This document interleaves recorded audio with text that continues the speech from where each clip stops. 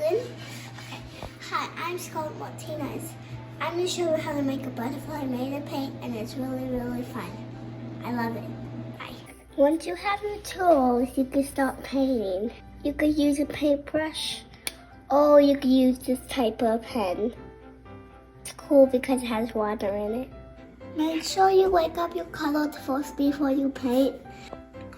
Okay, first you can put your hand like on the paper.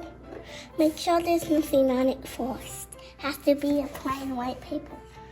And then you just trace your hand with a black marker. It will be any cool color but not hot colors.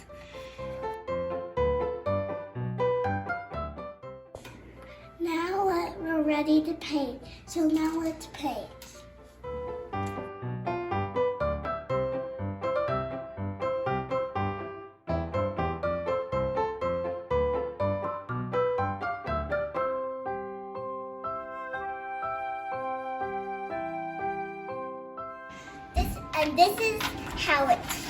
This is how it turns out as a butterfly, and it's really fun.